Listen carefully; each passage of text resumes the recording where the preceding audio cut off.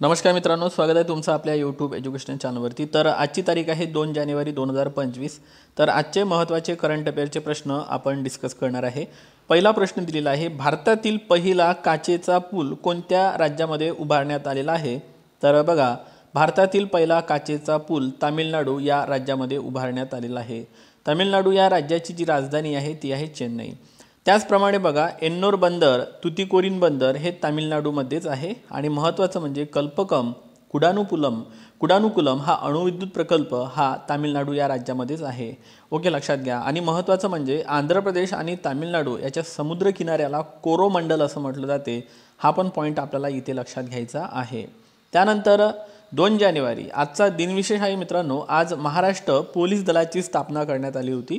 ठीक आहे, लक्षात घ्या, 2 जानेवारी 1961 ला। ओके, तर हा आजचा महत्त्वाचा पॉईंट आहे। महाराष्ट्र राज्याची स्थापना ही 1 मे 1960 मध्ये करण्यात आलेली होती आणि महाराष्ट्राचे पहिले मुख्यमंत्री यशवंतराव चव्हाण हे होते। त्यानंतर महत्त्वाचा प्रश्न म्हणजे संतोष ट्रॉफी 2024 जे पार पडलेली आहे याचा विजेता संघ ठरलेला आहे पश्चिम बंगाल आणि उपविजेता आहे केरळ। ओके, लक्षात असू द्या। आणि एक प्रश्न एक्झाममध्ये नेहमी विचारला जातो की संतोष ट्रॉफी कोणत्या खेळासंबंधित आहे? तर संतोष ट्रॉफी फुटबॉल या खेळासंबंधित आहे। त्याचप्रमाणे देवधर चषक हा क्रिकेट या खेळासंबंधित चषक आहे। तर आगा खान कप हा हॉकी या खेळासंबंधित आहे। तर एवढे पॉईंट तुम्ही इथे लक्षात घ्या। जे आहे ते अलीकडेच इस्रोने लॉन्च केलेलं आहे। ओके, आणि ते कशाद्वारे केलं असा थेट प्रश्न आपल्याला परीक्षेमध्ये विचारला जाऊ शकतो। तर तो आहे PSLV C60 द्वारे। एक प्रश्न हा पण आला होता मेन्स एक्झाममध्ये की PSLV C संबंधित कोणती संस्था आहे?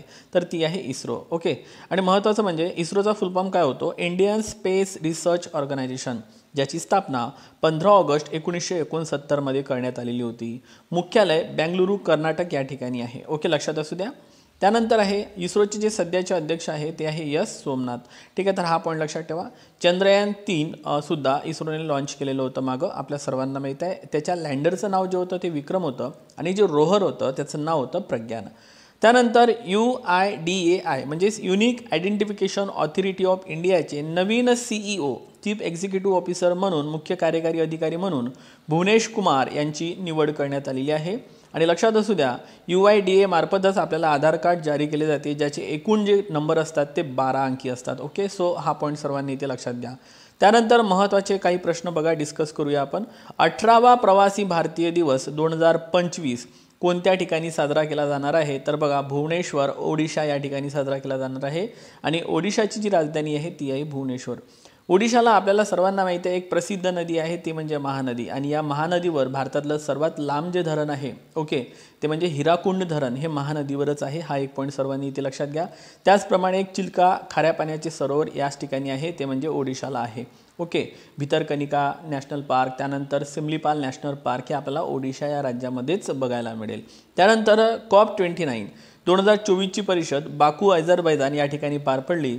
तर COP30 म्हणजे कॉन्फरन्स ऑफ पार्टी 30 जी आहे 2025 ची, ही जी बैठक आहे हे बेलेम ब्राझील या ठिकाणी पार पडणार आहे। So it's a very very important point. Conductor धोरण लागू करणारं भारतातील पहिलं स्टेट कोणतं ठरलेलं आहे? तर ते स्टेट आहे मित्रांनो गुजरात। ओके, गुजरातची सीमा ही आपल्या महाराष्ट्राला लागलेली आहे। ओके, मध्य प्रदेशची सीमा सुद्धा आपल्या महाराष्ट्राला लागलेली आहे आणि MPला महाराष्ट्रातील 8 जिल्ह्यांची सीमा लागलेली आहे। हा एक पॉईंट सर्वांनी लक्षात घ्या। सर्वात जास्त सीमा आपली MPलाच लागलेली आहे। पेंच व्याघ्र प्रकल्प सुद्धा महाराष्ट्र आणि मध्य प्रदेशच्या दरम्यान आहे। मित्रांनो, देशातील पहिले खुले महिला कारागृह कोणत्या ठिकाणी सुरू करण्यात आलेले आहे? तर एरवडा जे तुरुंग आहे पुण्याला या ठिकाणी सुरू करण्यात आलेले आहे। Okay, so it's a very very important point. त्यानंतर एरवडा तुरुंगाने कारागृह पर्यटन योजना सुद्धा मागे सुरू केली होती। हा पॉईंट आपल्या सर्वांना माहिती आहे। पहिला खो खो विश्वचषक स्पर्धा कोणत्या देशामध्ये पार पडणार आहे?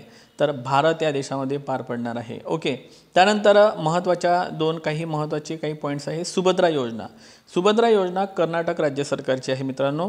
दुर्बल महिलांना दरवर्षी 10,000 रुपयाची आर्थिक सहाय्य देणारी ही योजना आहे। योजनेचं नाव नक्की लक्षात ठेवा, सुभद्रा योजना, कर्नाटक सरकारची ही योजना आहे।